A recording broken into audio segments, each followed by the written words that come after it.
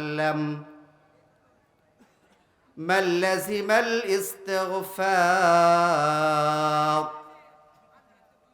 جعل الله له من كل ضيق مخرجا ومن كل هم فرجا ورزقه من حيث لا يحتسب. وقال تعالى في شأن حبيبه إن الله وملائكته يصلون على النبي يا أيها الذين آمنوا صلوا عليه وسلموا تسليما. اللهم صل على محمد وعلى آل محمد كما صليت على إبراهيم وعلى آل إبراهيم إنك حميد مجيد. محبতের সাথে সবাই পড়েন اللهم بارك على محمد وعلى آل محمد كما باركت على إبراهيم وعلى آل إبراهيم إنك حميد مجيد. بلغ العلا بكماله كشف الدجى بجماله حسنت جميع خصاله صلوا عليه وآله. محمد نے آکر کفر کو مٹایا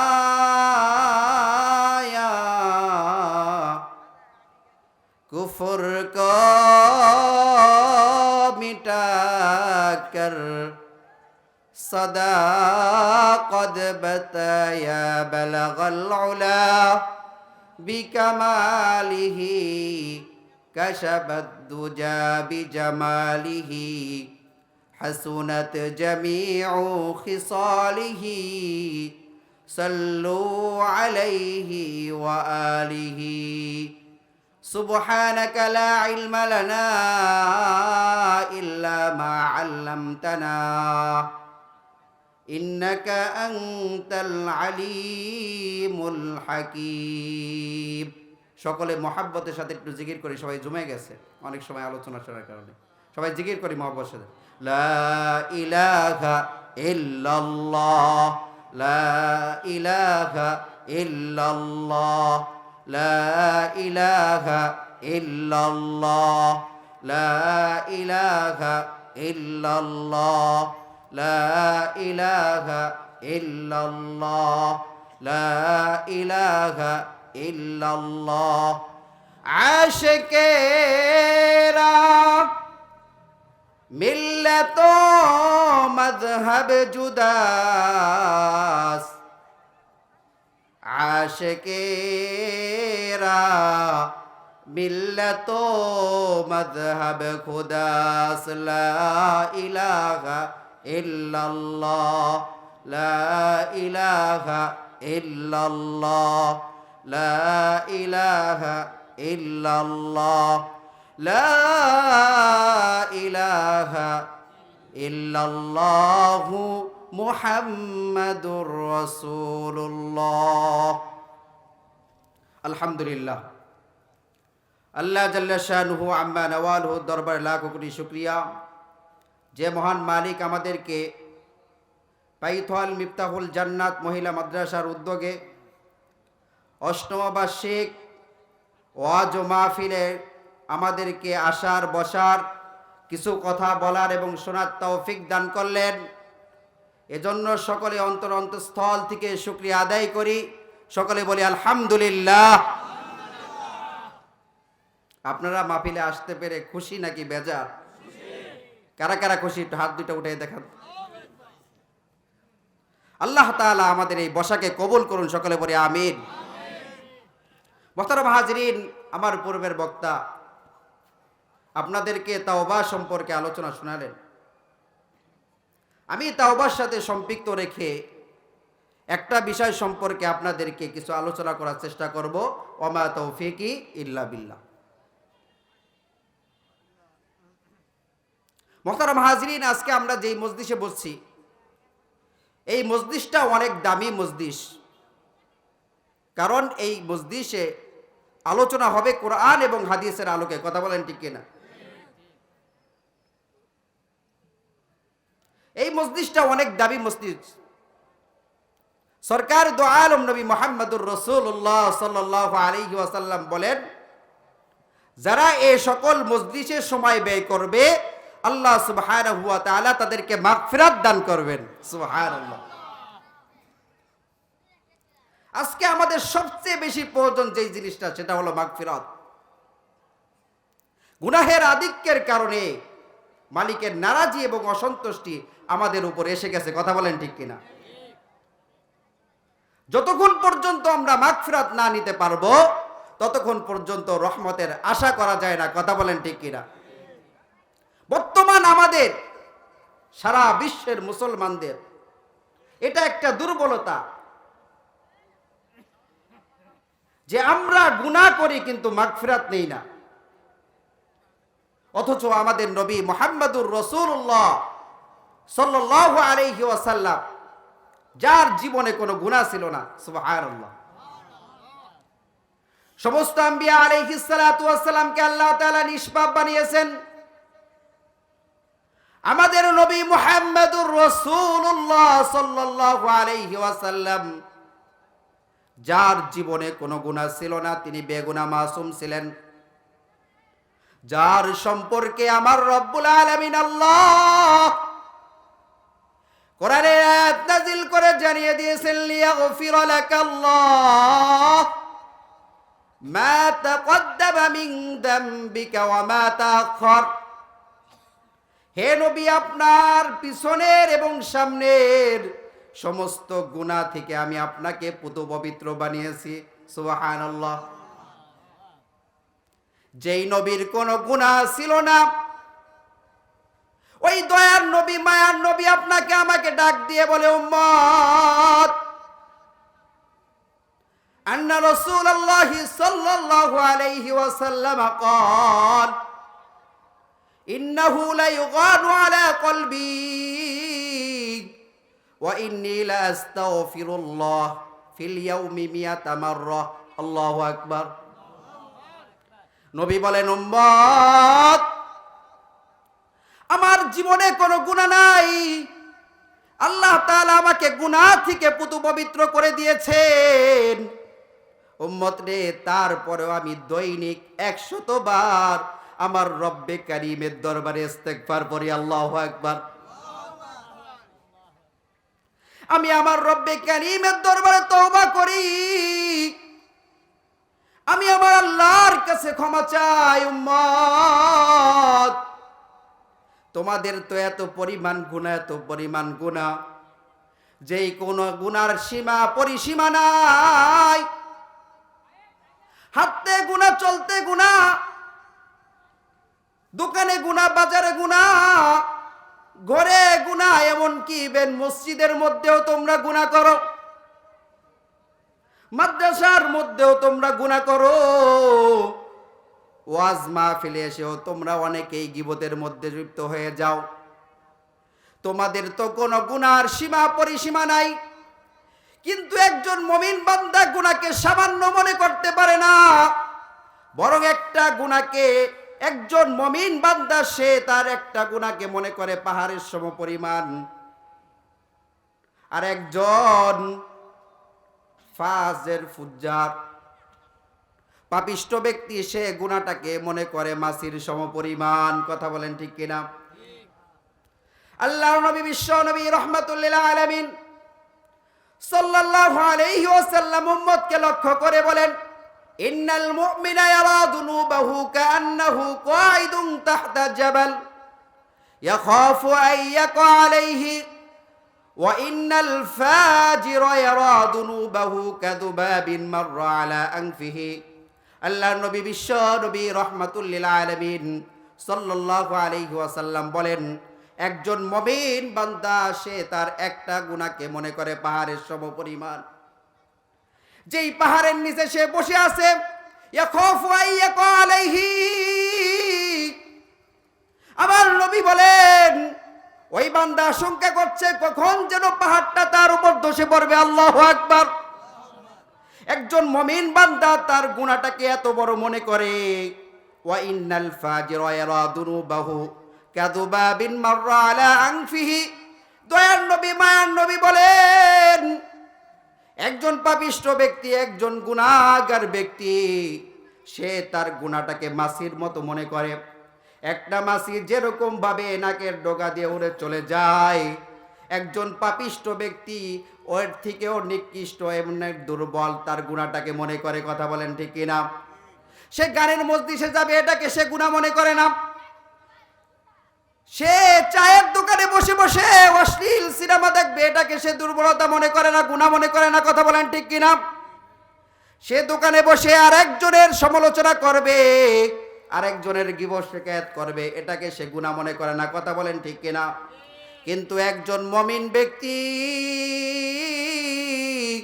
সে গুনাহটাকে এত বড় মনে করে, এত বড় মনে করে, আহারে আমি একটা গুনাহ করছি, আমার গুনাহটা একটা নয়, বরং আমার এই একটা গুনাহ পাহাড়ের সমপরিমাণ। যেই পাহাড়ের নিচে আমি বসে আছি, যে কোনো সময় ওই পাহাড়টা আমার উপর ভেঙে পড়তে পারে। আল্লাহু আকবার।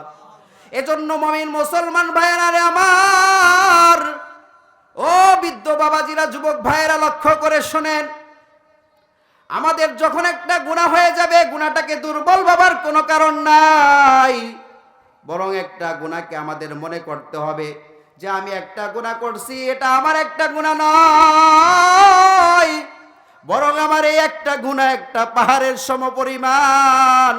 যেই পাহাড়ের নিচে আমি বসে আছি, যে কোনো সময় আমার উপর এই পাহাড়টা ধসে পড়তে পারে। আল্লাহ তাআলা বান্দার প্রতি কি পরিমাণ দয়াবান, কি পরিমাণ দয়াবান।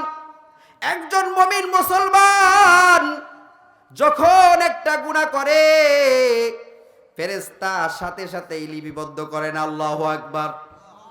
কিন্তু যখন একটা নেক করে, একটা নেকের কাজ করে, ফেরেশতা সাথে সাথে লিপিবদ্ধ করে ফেলে।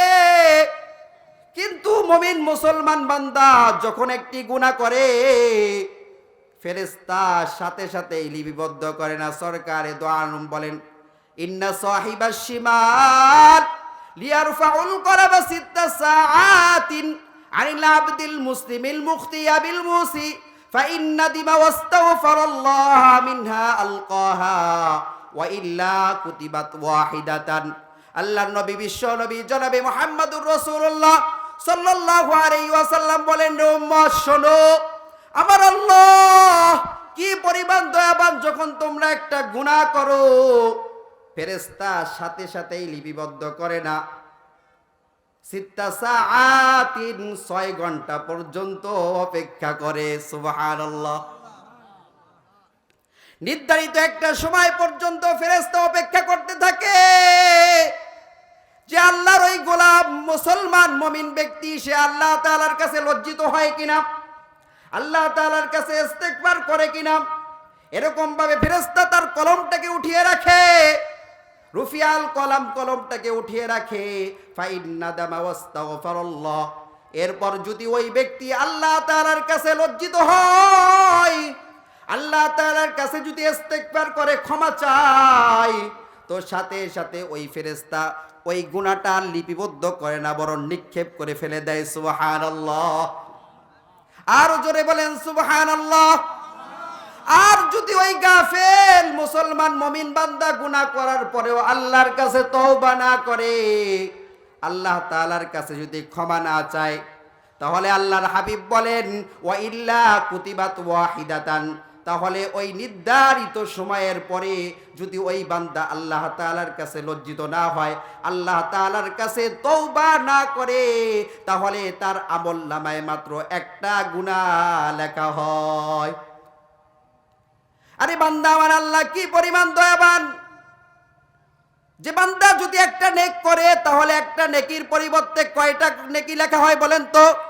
সর্বনিম্ন 10টা। কয়টা? সর্বনিম্ন 10টা। আল্লাহ তাআলা চাইলে 700 গুণ পর্যন্ত বৃদ্ধি করে দিতে পারেন, কিন্তু বান্দার প্রতি আল্লাহ তাআলা এত বড় দয়াবান, এত বড় দয়াবান, যখন বান্দা একটা গুনাহ করে একটা গুনাহই লিপিবদ্ধ করা হয়।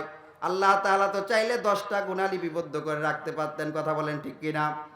কিন্তু আমার আল্লাহ বান্দার প্রতি এত বড় দয়াবান, এত বড় দয়াবান, কি পরিমাণ দয়াবান! হাদিসের মধ্যে আল্লাহর নবী, বিশ্ব নবী রাহমাতুল লিল আলামিন সাল্লাল্লাহু আলাইহি ওয়াসাল্লাম বলেন, ইন্না লিল্লাহি মিয়াতা রাহমাতান আনজালা মিনহা রাহমাতান ওয়াহিদাতান বাইনাল জিন্নি ওয়াল ইনসি ওয়াল বাহাইমি ওয়াল হাওয়াম। আল্লাহু আকবার। আল্লাহ তাআলার 100টা রহমত রয়েছে। কয়টা রহমত বলেন সবাই জোরে? 100টা রহমত। এর মধ্যে মাত্র একটা রহমত আল্লাহ সুবহানাহু ওয়া তাআলা দুনিয়াবাসীকে বিলিয়ে দিয়েছেন। দুনিয়ার মধ্যে যত প্রাণী আছে, যত সৃষ্টি আছে, জিন ইনসান যত সৃষ্টি আছে, সমস্ত সৃষ্টির মধ্যে মাত্র একটা রহমত বন্টন করে দিয়েছেন। এই একটা রহমতের কি পরিমাণ পাওয়ার, কি পরিমাণ পাওয়ার! সরকারে দো আলম নবী বলেন যে একটা রহমতের কি পরিমাণ পাওয়ার তোমরা দেখো না? মা সন্তানকে কি পরিমাণ ভালোবাসে, একটা রহমতের মাধ্যমে মা তার সন্তানকে কি পরিমাণ ভালোবাসে। পৌষ মাসে কনকনে শীতের মধ্যে সন্তান বিছানার মধ্যে প্রসাব করে দেয়, জায়গাটা ভিজা থাকে, ওই সন্তানকে মা শুয়ে রাখে না যে সন্তান অসুস্থ হয়ে যাবে। মা শুকনা জায়গায় সন্তানকে শুয়ে দেয়, কথা বলেন ঠিক কিনা? ওই মা ভিজা জায়গায় শোয় কির কারণে? মাত্র একটা রহমতের কারণে, একটা দয়ার কারণে। একটা দয়ার কি পরিমাণ পাওয়ার! ওই সন্তান মাকে কি পরিমাণ ভালোবাসে, বাবা সন্তানকে কি পরিমাণ ভালোবাসে, সন্তান বাবাকে কি পরিমাণ ভালোবাসে, স্বামী স্ত্রীকে কি পরিমাণ ভালোবাসে, স্ত্রী স্বামীকে কি পরিমাণ ভালোবাসে।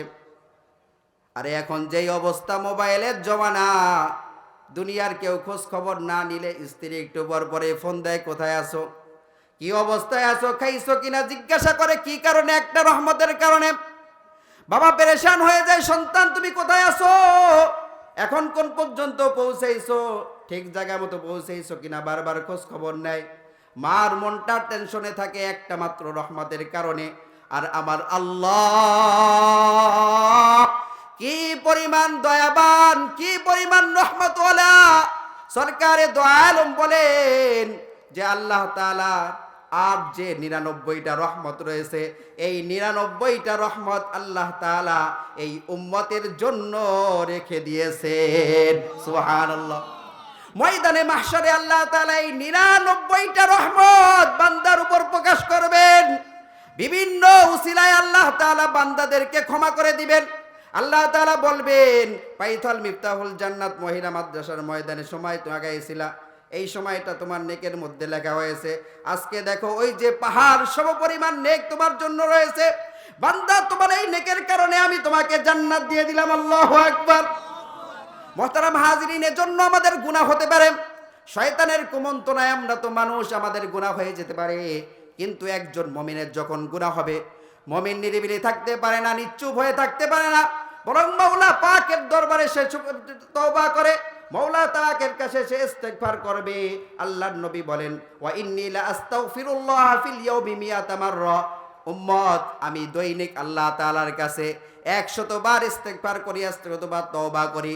উম্মত, তোমরাও আল্লাহ তাআলার কাছে ইস্তেগফার করো, তওবা করো। আমাদের তওবা করা, ইস্তেগফার করা দরকার আছে না নাই? জোরে বলেন। ইস্তেগফার এমন একটা পাওয়ারফুল আমল, যেই ব্যক্তি ইস্তেগফারের উপর আমল করবে, নিয়মিত ইস্তেগফার করবে, আল্লাহ সুবহানাহু ওয়া তাআলা তাকে 10টা পুরস্কার দান করবে। আল্লাহু আকবার। আরো জোরে বলেন আল্লাহু আকবার। যেই ব্যক্তি নিয়মিত ইস্তেগফার করবে, আল্লাহ তাআলা তাকে 10টা পুরস্কার দান করবেন। কয়টা পুরস্কার? 10টা পুরস্কার। 1 নম্বর পুরস্কার, আল্লাহ তাআলা সূরাতুন নূহের মধ্যে বলেন, ইস্তাগফিরু রাব্বাকুম ইন্নাহু কানা গফফারা। ইস্তাগফিরু রাব্বাকুম, তোমরা তোমাদের প্রতিপালকের নিকট ইস্তেগফার করো, ইন্নাহু কানা গফফারা, নিশ্চয় তোমাদের রব অতি ক্ষমাশীল, তিনি ক্ষমা করাকে পছন্দ করেন। যদি কোনো বান্দা কোনো বান্দি ইস্তেগফারের উপর আমল করে, আল্লাহ তাআলা তাকে 1 নম্বর পুরস্কার দান করবেন, তার জিন্দেগীর গুনাহগুলোকে ক্ষমা করে দিবেন। আল্লাহ তাআলা কোরআনের অপর আয়াতের মধ্যে বলেন, وَمَن يَعْمَلْ سُوءًا أَوْ يَظْلِمْ نَفْسَهُ ثُمَّ يَسْتَغْفِرِ اللَّهَ يَجِدِ اللَّهَ غَفُورًا رَّحِيمًا।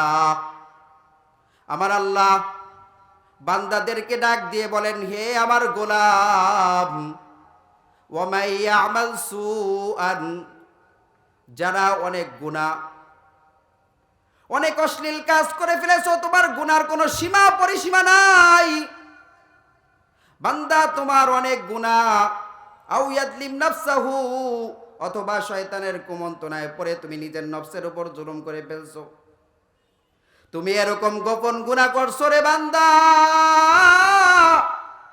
দুনিয়ার কেউ জানে না, কিন্তু আমি রব্বুল আলামিন তোমার ওই গুনাহটা সম্পর্কে জানি। বান্দা যখন তুমি থুম্মা ইস্তাগফিরিল্লাহ, অতঃপর আমি আল্লাহর কাছে ইস্তেগফার করবে, ইয়াজিদিল্লাহ গফুরুর রহিমা। আল্লাহু আকবার। আমি আল্লাহকে তুমি অতি ক্ষমাশীল এবং দয়াবান হিসেবে পাবে। তাহলে ইস্তেগফারের 1 নম্বর পুরস্কার হলো, যেই ব্যক্তি নিয়মিত ইস্তেগফার করবে, আল্লাহ তাআলা তাকে 1 নম্বর পুরস্কার দান করবেন, তার জীবনের গুনাহগুলোকে ক্ষমা করে দিবেন। আল্লাহু আকবার। 2 নম্বর পুরস্কার আল্লাহ সুবহানাহু ওয়া তাআলা তাকে দান করবেন, যেই ব্যক্তি নিয়মিত ইস্তেগফার করবে, আল্লাহ তাআলা তার প্রয়োজন অনুযায়ী বৃষ্টির ব্যবস্থা করে দিবেন। সুবহানাল্লাহ। কিন্তু মুহতারাম হাজিরিন, যখন বৃষ্টি হয় না, তখন আমরা বিভিন্নভাবে খেতে পানি দিতে চাই। দীর্ঘদিন বৃষ্টি হয় না, কিন্তু আমাদের এই কথা স্মরণ থাকে না যে আমরা আল্লাহর কাছে ইস্তেগফার করি, আমাদের গুনার কারণেই বৃষ্টি হচ্ছে না, আমরা এটা চিন্তা করি না। কথা বলেন ঠিক কিনা?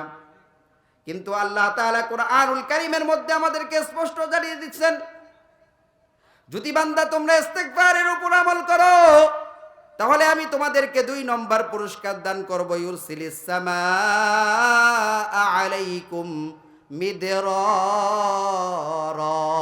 আল্লাহু আকবার। যে আমি তোমাদের প্রয়োজন অনুযায়ী তোমাদেরকে মুষলধারে বৃষ্টির ব্যবস্থা করে দিব। আল্লাহু আকবার। তাইলে ইস্তেগফারের 2 নম্বর পুরস্কার হলো, আল্লাহ তাআলা প্রয়োজন অনুযায়ী বৃষ্টির ব্যবস্থা করবেন।